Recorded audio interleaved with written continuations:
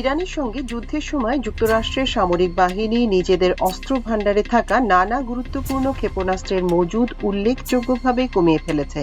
এর ফলে আগামী কয়েক বছরের মধ্যে যদি নতুন করে কোনো সংঘাত শুরু হয়, তবে স্বল্প সময়ের জন্য হলেও দেশটি গোলাবারুদের ঘাটতিতে পড়ার ঝুঁকি তৈরি হয়েছে। একাধিক বিশেষজ্ঞ ও যুক্তরাষ্ট্রের প্রতিরক্ষা দপ্তরের সাম্প্রতিক অভ্যন্তরীণ মজুদ সংক্রান্ত মূল্যায়নের বিষয়ে অবগত আছেন এমন ৩ ব্যক্তি এ কথাগুলো বলেছেন।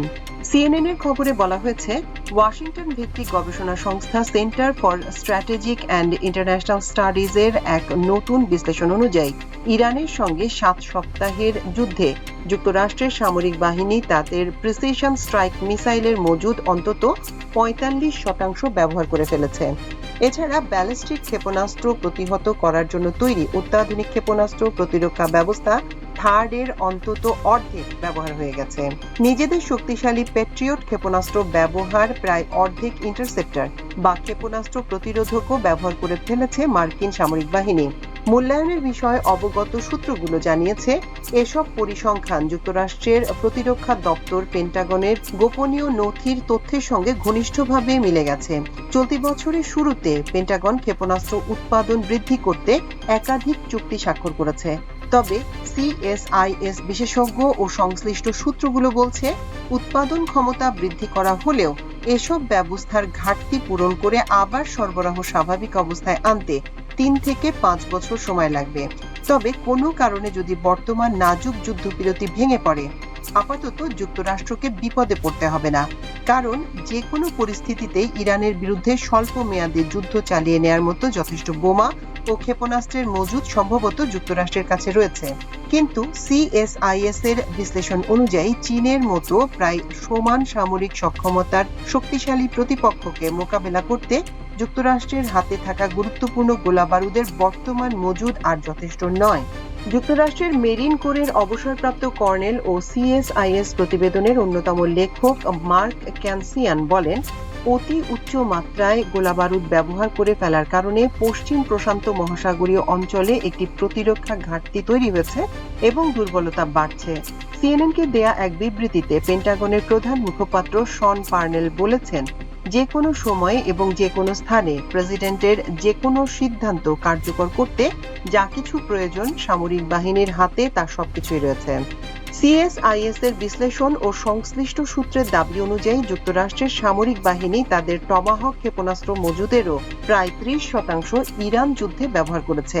দূরপাল্লার joint air to surface stand off missile ভান্ডারের 20%-এরও বেশি এবং SM-3 ও SM-6 ক্ষেপণাস্ত্রের প্রায় 20%-এর বেশি ব্যবহার করে ফেলেছে। ক্ষেপণাস্ত্রের মজুদ কমে যাওয়া নিয়ে এই হিসাব নিকাশ প্রেসিডেন্ট ডোনাল্ড ট্রাম্পের সাম্প্রতিক দাবির সম্পূর্ণ বিপরীত। ট্রাম্প বলেছেন, যুক্তরাষ্ট্রে কোনো অস্ত্রের ঘাটতি নেই, বিশেষ করে সবচেয়ে উচ্চমানের গোলাবারুদের যথেষ্ট মজুদ আমাদের হাতে আছে, তবে আমরা এটি সংরক্ষণও করছি। যদিও একই সময়ে তিনি ইরানের বিরুদ্ধে যুদ্ধের কারণে বিদ্যমান মজুদের উপর চাপ পড়ায় ক্ষেপণাস্ত্র উৎপাদনের জন্য অতিরিক্ত অর্থায়নের অনুরোধ করেছেন। সিএসআইএস প্রতিবেদনে উল্লেখ করা হয়েছে, সম্প্রতি ট্রাম্প প্রশাসন বেসরকারি কোম্পানিগুলোর সঙ্গে যেসব চুক্তি করেছে সেগুলো উৎপাদন বৃদ্ধি করতে সহায়তা করবে, তবে অতীতে স্বল্প পরিমাণে চাহিদাপত্র দেওয়ার কারণে কাছাকাছি সময় গুরুত্বপূর্ণ এই গোলাবারুদের সরবরাহ তুলনামূলকভাবে কমই থাকবে।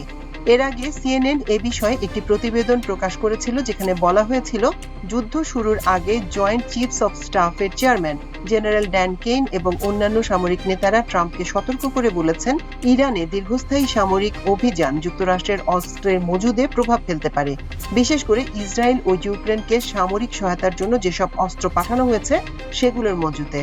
ইরানের বিরুদ্ধে যুক্তরাষ্ট্র যুদ্ধ শুরু করার পর থেকে ক্যাপিটল হিলে ডেমোক্রেটরা যুদ্ধে ব্যবহৃত গোলাবারুদের পরিমাণ নিয়ে উদ্বেগ প্রকাশ করেছেন এবং এটি মধ্যপ্রাচ্য সহ অন্যান্য অঞ্চলে যুক্তরাষ্ট্রের প্রতিরক্ষার উপর কি প্রভাব ফেলতে পারে তা নিয়ে প্রশ্ন তুলেছেন।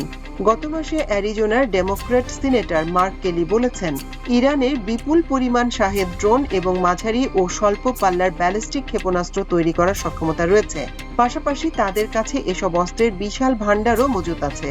তাই কোনো এক পর্যায়ে এটি একটি গাণিতিক সমস্যা হয়ে দাঁড়াবে যে কিভাবে আমরা আবার আকাশ প্রতিরক্ষার গোলাবারুদ সরবরাহ করব, এগুলো আসবে কোথা থেকে।